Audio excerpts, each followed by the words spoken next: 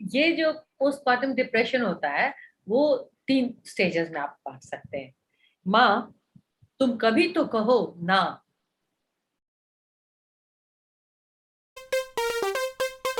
From the Garden State, New Jersey, from one mom to another, it's time for Mom's Talk. Here's Avni. Welcome, Supermoms, to another episode of Mom's Talk. Our today's Supermom guest is a gynecologist. Welcoming Dr. Neelam. Thank you for taking your time out of your busy schedule for us moms. Welcome. So let's start off before you actually get a call and you have to rush to deliver a baby, because babies don't wait for anyone. No, usually I don't rush at these hours. I'm a little bit cool person. All right, lovely. तब तो बड़ा मजा आएगा. Acha, Neelam, let's start off. I wanted to know, there are so many fields of medicine. आपने gynecologist बनने का कब सोचा?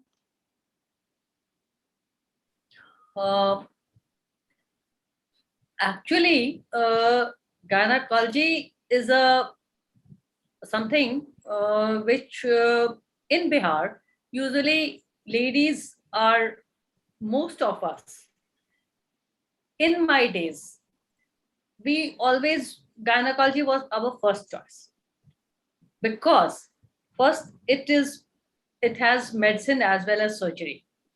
Mhm. I mean, otherwise, if you have to go only either to medicine or to surgery. कि आप surgery करें तो surgeon रहेंगे, मेडिकल फील्ड में जाए मेडिसिन में तो मेडिसिन के डॉक्टर रहेंगे. गायनेकोलॉजी में दोनों होता है. दूसरी बात, बिहार में अभी भी हम लोग को थोड़ा झिझक है मेल गायनेकोलॉजिस्ट से दिखाने में, हमारी महिलाओं को, हमारे जो भी पेशेंट्स है. तो that gives you a preference over males, जो कि बाकी किसी फील्ड में नहीं है. और थर्डली ये सबसे बड़ी बात होती है कि I mean then you can, या आप औरतों और लड़कियों, अधेड़ उम्र की महिलाओं, सभी के लिए आप काम करते हैं. हम लोग जिस समय स्टार्ट किए थे उस समय गायनेकोलॉजी इतना वास्ट नहीं था, लेकिन अब तो उसका एडोलसेंट पार्ट भी आ गया. हम लोग की एक मेनोपॉज सोसाइटी भी है जो कि मेनोपॉजल वुमेन के लिए काम करती है, क्योंकि लॉन्गेविटी बढ़ गई है. तो लॉन्गेविटी बढ़ने से जो हम लोग का जो 1/3, more than 1/3 life of menopause में बीतता है. और मेनोपॉज के बारे में अभी बहुत अवेयरनेस नहीं है. सही बात है. हम लोग चाहते हैं कि जो मेनोपॉजल वुमेन रहे वो लोग हेल्दी रहें. नॉट दैट कि मेनोपॉज तो हो गया, बिकॉज लाइफ लॉन्गेविटी जो बढ़ गई है उससे बचपन नहीं बढ़ा, हम लोग का की जवानी नहीं बढ़ी, बढ़ा क्या तो बुढ़ापा. तो कैसे हम लोग इस बुढ़ापे में स्वस्थ रहें मैक्सिमम टाइम, क्योंकि इसी समय सारे रोग बीमारी शुरू हो जाते हैं. जब आप जब आप मिडिल एज में पहुंचते हैं तब पता चलता है आपको डायबिटीज हो गया, हाइपरटेंशन हो गया, थायराइड का प्रॉब्लम हो गया, उसके अलावा जोड़ में दर्द हो रहा है, थोड़ा पेट वेट भी निकल गया एंड यू बिकम ओबीज. तो बहुत सारे प्रॉब्लम्स एक साथ हो जाते हैं. तो इसीलिए हम लोग चाहते हैं कि ऐसा नहीं हो कि जब आप इतने सालों का आपका तजुर्बा है, उस तजुर्बे को आप समाज के लिए उपयोग करें, क्योंकि तब आपके पास कोई काम नहीं रहता है. आपके बच्चे बाहर चले गए, आपके नाती पोता जो भी हैं सारे लोग बड़े हो रहे हैं, तो आपकी डायरेक्ट रिस्पॉन्सिबिलिटी नहीं होती है. तो इन लोगों, ये बहुत बड़ा ज्ञान का भंडार है. वैसे आजकल गूगल से बड़ा कोई ज्ञान का भंडार नहीं है. तो सभी इसका आंसर गूगल के पास है. लेकिन तब भी ये सब चीज जो है, सो इन लोगों से कि उनकी उम्र का, उनके अनुभव का हम लोग लाभ उठाएं. तो इसीलिए हम लोग ना, इसलिए ये बहुत बड़ा एरिया है जिसमें आप काम कर सकते हैं. और इसलिए हम उस समय शुरू से ही हमको लगता था, वो सब 2-3 बात मैंने बताई, तो ये सब सारे से मुझे लगा कि this is the best field. और इसमें हम लोग 2-2 पेशेंट देखते हैं, जो एक कोई किसी भी ब्रांच ऑफ मेडिसिन में नहीं है. हर ब्रांच मेडिसिन में जो होता है वो एक ही पेशेंट को एक बार देखता है, हम लोग 2 के लिए केयर करते हैं. So that's lovely. सही बात है. नीलम जी, आपने एक बात बड़ी अच्छी कही कि आजकल गूगल पर, इंटरनेट पर सारी इंफॉर्मेशन होती है, तो इतनी सारी इंफॉर्मेशन होने के बावजूद आपके एक्सपीरियंस के हिसाब से जो टू बी पेरेंट्स होते हैं या जो उस प्रोसेस में होते हैं, उनके क्या ऐसे कंसर्न्स होते हैं? जो देखिए, ज्ञान का भंडार होना एक चीज है, आपने पढ़ तो बहुत लिया, लेकिन उसको आप अपने जीवन में कैसे उतारते हैं, उसको वो आपसे कहाँ रिलेट करता है, तो ये समझना और उसको उस समझना और उसको ग्रास्प करना, ये बहुत बड़ी बात है। मुझे आपसे एक बात पूछनी थी नीलम। कहते हैं ना कि when you are pregnant, a lot of people actually tell you that you gotta eat so much. ज्यादा खाओ, दो जनों के लिए अब आपको खाना जरूरी है। तो इतना सारा खाना जो बोलते हैं कि खाना चाहिए, और माँ खाती भी हैं, moms do take up that advice. So what is your advice on how much of extra calories do they really need while they are pregnant? Or is it just, for fun that, okay, I'm happy, I can eat as much as I want? Actually ये देखा गया है कि अगर माँ underweight होती है, जब वो प्रेगनेंसी स्टार्ट करती है, तो उसको वेट गेन करना उसके लिए ज्यादा जरूरी होता है। ज्यादा वेट गेन करना। लेकिन if obese woman gets pregnant, then if she puts on more weight, it becomes a matter of concern for her as well as her doctor, because she is already 75 and now she will be delivering baby will take at least, हम लोग चाहते हैं कि 10 से 12 kg weight gain होना चाहिए। This is what we love to. So अगर वो obese है, तो वो हम लोग उसको पहले से, मेरी पेशेंट होती है तो हम फर्स्ट ट्राइमेस्टर में उसको बताते हैं कि देखो भाई, तुम्हारा वेट इतना है, you maximum I would love you to gain 10 kg। और ये फेरा में नहीं रहना कि अगर तुमने नहीं खाया तो बच्चा नहीं खाएगा, बच्चा तो खुद से ले ही लेगा, तुम खाओ या मत खाओ। बिल्कुल। तो ये बच्चे के लिए नहीं, वो माँ के लिए जरूरी है खाना। यस, माँ के लिए जरूरी है खाना। She has to have that store, take more protein or water and all those things, but don't take more carbohydrate because you will put on more weight. So वो वहीं से उनका थोड़ा काउंसलिंग स्टार्ट हो जाता है। But if she is of a normal BMI, तो फिर उतना प्रॉब्लम नहीं होता है। Then they average 10 to 12 kg। वैसे आजकल बहुत सारे लोग सास और उन लोग बहुत स्मार्ट हो गए हैं, उन लोग बोलते ज्यादा मत खाओ, नहीं तो वो सिजेरियन कर देगी डॉक्टर, और उसी के लिए वो ज्यादा खिला रही है। अच्छा, ये भी जानने अच्छा है, हमें आपकी साइड की स्टोरी भी जानने मिल रही है। अभी तक तो majority of the stories are from our side, that this is what happens, but it's good to know what you get to hear and what you get to experience actually. Yes, इसीलिए हर antenatal visit में हम लोग उसका wait, माँ को wait करते हैं और देखते हैं कि उसका वेट गेन कांस्टेंट। सपोज अब 1 महीने में वो 3 किलो गेन कर ली, तो then we have to tell her कि नहीं, आप बहुत ज्यादा गेन कर रहे हो, ये नहीं करो, मॉडिफाई योर डाइट।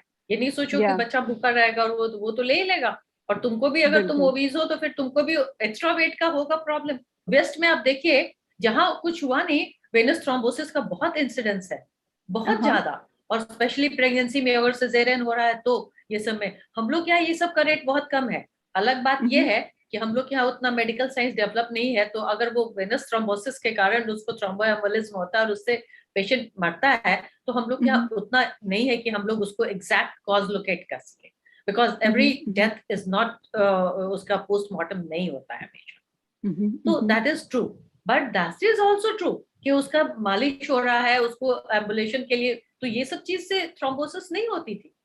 आपने बताया थ्रोम्बोसिस के बारे में, तो just for the knowledge of our viewers, वो क्या चीज होती है? और ये जो मालिश करने की जो आपने बात बताई, is it because of the blood circulation that it helps, और how does it help? Venous thrombosis होती है कि जो ये प्रोजेस्टेरॉन जो बॉडी में ज्यादा हो जाता है, pregnancy progesterone is pre pre-pregnancy. I mean pro-pregnancy. So it helps in pregnancy. So we are always pumping in progesterone. जब भी थोड़ा सा बच्चे को कुछ bleeding हुआ, मतलब patient को bleeding हुआ, कुछ हुआ, progesterone is a thing. But it has other side effects also. तो वो क्या करता है कि veins को ना वो veins को उसको dilate कर देता है. अच्छा. जो हम लोग की आर्टरीज और वेन्स में वेन्स होती हैं जिससे कि ब्लड ऊपर हार्ट में जाता है, तो उसको वो उसका वो डायलेट हो जाता है ज्यादा. वो भी स्मूथ मसल होता है, तो स्मूथ मसल होता है इसलिए उसमें थोड़ा कैपेसिटी होती है फैलने की. तो जो फैल जाता है ना, तो वेन से, और आप अगर ज्यादा नहीं चलते फिरते हैं तो आपका ब्लड ऊपर पंप नहीं होता है. तो पंप नहीं होता है तो वो बैक फ्लो होता है. तो बैकलॉग जब होता है तो आप कभी शायद देखी हो कि बैक में ये लेग के मसल्स की जो काफ मसल्स होते हैं उसमें या थाइस के मसल्स में वो वेन्स ऐसे ऐसे दिखते हैं जैसे ये हमारे हाथ में दिखते हैं ना ये. तो ये चीज ऊपर से वहां दिखते हैं पैर में, क्योंकि पैर सबसे ज्यादा वेट बेयरिंग करता है लोअर बॉडी, तो वहां दिखते हैं. तो ये चीज क्या होता है कि अब आप उसके बाद उसको ऊपर से और भी जेरिन वगैरह होता है तो वो सब ऐड करता है थ्रोम्बोसिस में. वेन्स जब ब्लड अगर जाएगा नहीं, एक जगह इकट्ठा रहेगा, तो वहां पर क्लॉट बनेगा, and that be called thrombus. तो वही थ्रोम्बोसिस, और वो क्लॉट धीरे धीरे प्रोपेल होकर के हार्ट में जाता है, लंग्स में जाता है, and that is embolism, that the sudden death होता है. तो ये सब चीज जब माँ को, इसीलिए हम लोग अर्ली एम्बुलेशन बोलते हैं. इवन अभी भी मेडिकल आई मीन ऑपरेशन के बाद हम लोग चाहते हैं कि पेशेंट हाथ पैर हिलाए, ये नहीं करे कि एकदम ऐसे पड़ा हुआ है लेके 6 घंटा अगर वैसे पड़ा रहेगा तो उसके वेन्स पे प्रेशर पड़ते रहेगा, तो वहां पर भी थ्रोम्बस आ जाएगा, क्लॉट हो जाएगा, और वो क्लॉट फिर हम लोग उसको ट्रेस नहीं कर पाते हैं. So we make preventive efforts कि आप पैर हाथ मोड़िए, तो आप चलिए, तो ठीक है आपको दर्द हो रहा है, वी एग्री, तो ठीक है थोड़ा सा दवा ले लीजिए, लेकिन उठिए चलिए, so that your blood keeps circulating in circulation. It is not stagnant, because once blood stagnates, it clots inside the body also, not even outside, not only outside. कि आपके यहाँ से खून बह रहा है तो वो हमेशा नहीं बहते रहेगा, थोड़ी देर के बाद देखिएगा वो धीरे धीरे बंद हो जाएगा. तो वो चीज हमारे बॉडी में भी है. वंस समथिंग वो स्टॉप करता है तो फिर वो स्टार्ट हो जाता है. और उसके अलावा भी बहुत सारी बीमारी होती है. Pregnancy is pro I mean pro जिसमें कि थ्रोम्बोसिस होता है. तो दैट्स इट.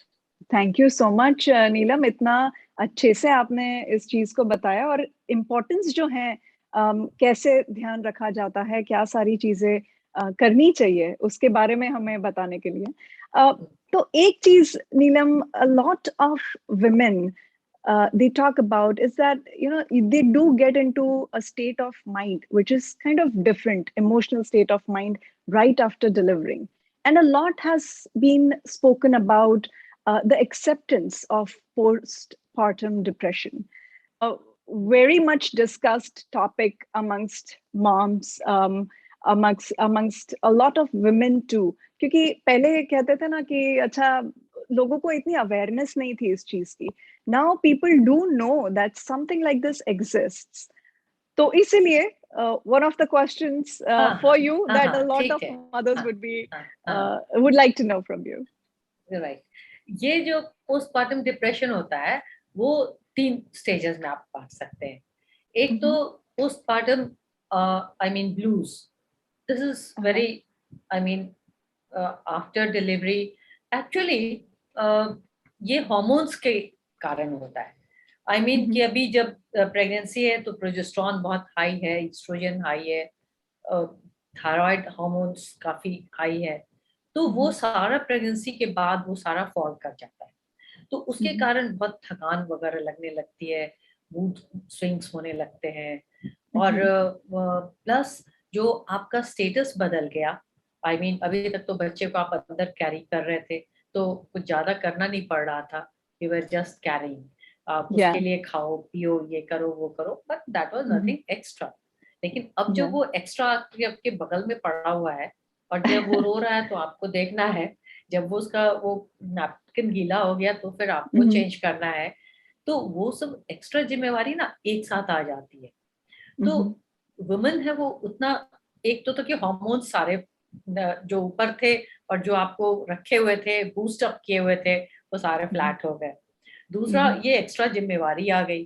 तीसरी, अभी आपका बॉडी भी उस लायक नहीं है। अभी आपका अगर नॉर्मल डिलीवरी हुआ है, नीचे हो सकता है टांके पड़े, एपिसियोटमी रिपेयर हुआ हो, इट इज पेनिंग, आप ठीक से बैठ नहीं सकते हो। अगर सिजेरियन हुआ है तो आप ठीक से उठ के चल नहीं सकते हो, खुद से केयर नहीं कर सकते हो, तुमको लिफ्ट अप करने के लिए you need a support, but you have an extra burden. तो बच्चे तो सारे मिलकर के ना हौच पौच होकर के, आई मीन वुमन को वो समझ, ऊपर से सास का भी इधर से कुछ आदेश होता होगा, कुछ माँ समझाती होगी, तो आई मीन कि सारे लोग आपसे एक्सपेक्टेशन इतना ज्यादा हो जाता है। और वो जो एक बड़ा सा रहता है कि हाँ अभी प्रेगनेंसी है, अच्छा बच्चा होगा, तो बच्चा के साथ उसका जिम्मेवारी भी बहुत आ जाती है ब्रेस्ट फीड करो। तो मुझे लगता है ना कि वुमन इसको तुरंत अडेप्ट नहीं कर पाती, इसलिए उसको उसके बाद लगता है अरे इतना सारा काम, इतना सारा जिम्मेवारी, ये सब, और मेरा खुद का ही बॉडी काम नहीं कर रहा है। तो ये सब मिला करके उसको थोड़ा पोस्टपार्टम ब्लूज दे देते हैं, और वो थोड़ा डिप्रेस्ड रहती है कि कैसे हम करेंगे, अभी तो हम खुद से बैठ भी नहीं पा रहे, ठीक से खा नहीं पा रहे, उसका एपेटाइट ठीक नहीं होता है, 2 दिन से बेचारी सोई नहीं है, वो बच्चा रात में रोते रह रहा है, और जो भी बिल्कुल रात में ही रोते हैं रात में ही रोता है दिन क्यों नहीं, पूरा दिन पड़ा है, इतने लोग हैं मगर नहीं, रात में ही रात में ही रोए। और उसके बाद आप उनको रात भर जग करके चुप कराओ, दूध पिलाओ, जो भी करना है, सवेरे वो प्रेम से सोएगा, जबकि आपके लिए सारा दुनिया का काम पड़ा हुआ रहेगा कि सोए। और फिर आप जब थक करके शाम में सोचोगे अच्छा थोड़ा हम अब लेटते हैं, तो पता चलेगा उसका तो वो तो उठ के खेल रहा है, अब चलो भाई अब देखो अब तो खेल रहा है, तो फिर उसका कभी वो पॉटी किया, कभी तो ये सारा emotional turmoil, restlessness, sleeplessness, appetite, खाने का मन नहीं कर रहा है, कुछ समझ में नहीं आ रहा है, खा नहीं पा रहे हैं, वो सब से लेके इरिटेबिलिटी, बहुत सारे लोग मिलने आ रहे हैं, देखने आ रहे हैं, ये सब भी एक्स्ट्रा होते रहता है। वो सारा मिल करके ना थोड़ा आपको बना देता है कि I mean you think just avoid ये, दैट इज पोस्टपार्टम ब्लूज। और वो हर दिन फर्स्ट वीक में स्टार्ट होता है, 2-4 घंटे रहा, 5 घंटे रहा, लेकिन 1-2 वीक में चला जाता है धीरे धीरे, अगर सपोर्ट हो। उससे ज्यादा होता है family support is very important, family support is very important in this. और स्पेशली हम लोग का ये जो जॉइंट फैमिली पूरा टूटा, और साथ साथ में अब तो हस्बैंड वाइफ मतलब बच्चे काम करते हैं तो वहां रहते हैं, वही बच्चा होता है, और माँ बाप भी काम कर रहे हैं, माँ भी काम कर रही, मेरे समय मम्मी जो रहेगी तो क्या करेगी। हम तो बड़ी मुश्किल से अपनी बेटी के लिए छोड़ करके जाते थे, और वापस आने के बाद 6 महीने सुनते थे मैडम आप नहीं थी ना तो देखिए हमको ये हुआ, मैडम आप नहीं थी ना तो हमको वहां जाके सिजेरियन कराना पड़ा। तो फिर एक बार हमको बोलना पड़ा कि देखिए हम आपके ना डॉक्टर हैं, लेकिन अपनी बेटी के लिए तो हम माँ ही है ना, तो अब उसको डिलीवरी होनी थी तो हम कैसे छोड़ सकते थे उसको, किस पे हम छोड़ते, वो तो मेरे से एक्सपेक्ट करेगी। So this is the second aspect is कि वो पोस्टपार्टम डिप्रेशन में चल जा रहे हैं। और उससे आगे होता है साइकोसिस, कि वो फीलिंग उनके अंदर रही जाती है। डिप्रेशन में अगेन दैट इज मोर कि वो जो फीलिंग आपकी थी वो गई नहीं, वो आप हैं, बेबी से बॉन्डिंग नहीं हो पा रही है, वो उसको आपको अब आप धीरे धीरे उससे नहीं चाह रहे हैं, कि लग रहा है कि कोई दूसरा ही उसको पाल ले तो अच्छा है, हमने ये करें। तो इरिटेबिलिटी आपकी वैसी ही है, you are thinking of yourself कि हम कितने सुंदर हुआ करते थे, अभी देखो मेरा क्या शेप हो गया है। वो अपना ब्यूटी भी वो कॉन्शियस था, वो सब भी चला गया। तो ये सारा चीज मिल करके वो उसका मतलब अगर सपोर्ट नहीं हो, अगर उतने हस्बैंड उतना ये नहीं कर रहा हो, मतलब अब वो हस्बैंड भी छोड़ के काम पे चला जाएगा कि भाई तुम बच्चा संभालो, घर संभालो, सब करो, तो बड़ी मुश्किल की बात है, कितना वुमन कोई भी कर सकेगा ना। और हम लोग के यहाँ सोशल सपोर्ट सिस्टम है नहीं। अभी आप डाइट खोजिए या कोई खोजिए तो उसमें पता चलेगा उसी समय नहीं मिलेगी, उसी समय उसको कुछ काम हो जाएगा। ये सब भी बहुत बड़ी बात होती है कि आप जिसमें चाहिएगा उसमें हम लोग का सोशल सपोर्ट सिस्टम नहीं है, कि कोई नर्स या कुछ वैसा है जो कि हम लोग सोसाइटी से, जो कि आपके करके आपको दिन भर में आपके साथ बच्चे के साथ रहे, उसका केयर करे, थोड़ा आपकी मालिश कर दे या बच्चे की मालिश कर दे, बच्चे को भी तो केयर करना है। ये सब मिला करके वो पूरा, इसलिए मुझे लगता है कि tender love care, TLC, this is the best thing for this postpartum depression and blues. अगर वो हो, और दूसरी चीज वुमेन का अपना विल पावर, आई मीन कि प्री प्रेगनेंसी उसको ये होना चाहिए कि ठीक है शी मस्ट नो कि हमको ये करना पड़ेगा, आई मीन सही सो बात है। या तो उसके लिए वो अपने को प्रिपेयर करे या अपने घर को प्रिपेयर करे, अपने जो भी फैमिली मेंबर्स है, मे नॉट बी कि उसकी सास ही आ जाएंगी, उसकी माँ आ जाएंगी, मे बी कि उसकी सिस्टर हो या अगर वो आ जाए उसको हेल्प करने के लिए कि ठीक है थोड़ी देर बच्चे को तुम संभाल लो, थोड़ा सा खाना बना दो या जो भी हो करके, तो Yeah. एक सपोर्ट सिस्टम रहने से ना वो बहुत अच्छे से हो जाता है, मतलब उसको भी रेस्ट मिल जाएगा, थोड़ा शेयर करने वाला भी हो जाएगा, थोड़ा अभी तकलीफ हो रही है कोई नहीं सुनने वाला है तो कम से कम आंसू भी बहाने के लिए कोई तो चाहिए, कोई कंधा तो चाहिए। सही बात। आप बिल्कुल सही बताया आपने नीलम। और इनफैक्ट जैसे नहीं प्रेग्नेंट होते हैं और हर कोई हाँ, बताता है अच्छा ये होने वाला है, बेबी होगा, आपको हाँ, ये चीजें हाँ, चाहिएंगी, ये चीजें चाहिएंगी, हाँ, मगर बहुत कम लोग हैं जो एक्चुअली ये बताते हैं कि उसके बाद में ये फेज भी हाँ, आने वाला है। सो आई हाँ, थिंक एग्जैक्ट मेंटली प्रिपेयर करना नहीं होता है। एक मदर को, एक बड़ा टू बी मदर को, और through out that process and letting her know about all these things that happens. Hmm, If she knows about that, I think she can better handle it once she has a baby. तो बहुत बढ़िया बात आपने बताई नीलम। आप जैसे professionals से उनको मिलना बहुत ही जरूरी है, क्योंकि कई चीजें हैं जो वो अपने दिमाग में सोच करके रहते हैं, and that needs to be given a direction. They yes, have to give it, they need to be given a direction कि क्या सही है, क्या गलत है. And I think what you are doing is an amazing job. बहुत सारे लोगों को आप मदद कर रही हैं, और हमारे शो पर आकर के तो आपने और भी ज्यादा लोगों तक अपनी बातें पहुंचाई है, एंड आई थिंक बहुत बेनिफिट करेंगी ये हमारी मॉम्स को इस आपकी बातें सुनकर। जाते जाते क्योंकि आपके मॉम्स बिल्कुल, में बहुत सारे लोग करेंगे, आप छोटी सी एक कविता आपने सुनाना चाहती हूँ जो मैंने फीमेल श्योर। क्रिटिसाइड पे लिखी थी, और हम लोग की सोसाइटी में इसको मतलब बेस्ट पोएम का मिला भी था प्राइज। Oh, that's wonderful. या माँ तुम कभी तो कहो ना, ये हेडिंग है। सारी उम्र दूसरों की मानी, सारी उम्र दूसरों की मानी, रही हमेशा जैसे दूध में पानी, रही हमेशा जैसे दूध में पानी, एकदम मिक्स करके, कुछ अपना आइडेंटिटी नहीं। कम बोली रोई ज्यादा, कम बोली रोई ज्यादा, अपने से करती रही वादा कि जरूरत पड़ेगा तो हम जरूर अपने लिए खड़े होंगे, अभी नहीं कर रहे हैं, पर अब करना है निर्णय, माँ तुम कभी तो कहो ना। माता हो तुम बेहद भीरू, भीरू मीन्स डरपोक, पर चाहो तो हो सकती काली। माता माता हो तुम बेहद भीरू, पर चाहो तो हो सकती काली। ओजमयी तेजस्वी होकर रूप दिखाओ दुर्गा वाली, डरना छोड़ मुखर हो जाओ, मुखर मतलब बोलो, माँ तुम कभी तो कहो ना। मैं तुम्हारी अजन्मी बेटी, वो बेटी है उसके गर्भ में 3 months की, और पता चल गया है और उसको अबॉर्शन कराने ले जा रहे हैं, तो ये बेटी बोल रही है माँ तुम कभी तो कहो ना, मतलब तुम ही तो कहोगी ना तभी तो हम बचेंगे, नहीं तो हम कैसे बचेंगे, हम तो मरने जा रहे हैं।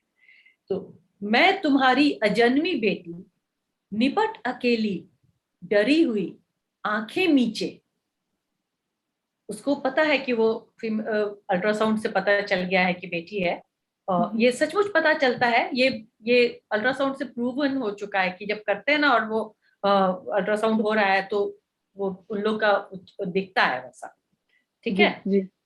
पर मैं तुम्हारी अजन्मी बेटी, निपट अकेली डरी हुई आंखें नीचे, पर तुम अब भी खामोश रही, तो कौन यहाँ जो जीवन सींचे। फिर दो विदा, ये है अंतिम क्षण मेरे, माँ तुम कब कहोगी ना। मन को झकझोर गए उस बेटी के मौन प्रश्न, मन को झकझोर गए उस बेटी के मौन प्रश्न, उठा प्रलय फिर एक बार अंतर में, उठा प्रलय मचा द्वंद, फिर एक बार अंतर में उठा प्रलय मचा द्वंद, अपनी पूरी शक्ति संजो, मुट्ठियां भींचे, आंखें मूंदे, दृढ़ता से खड़ी हुई मां और जोर से बोली ना। Wonderful wonderful. क्या बात है, आपने बहुत अच्छे से ये पोएम लिखी है and it is so intense and it's so true. Yes, it's so true. Honestly, an absolute pleasure to be with you, to talk with you. Thank you. My pleasure too. Hi, this is Avni from Mom's Talk. Help me spread the word and join me on my mission of motivating other moms by sharing the video. Thank you for watching.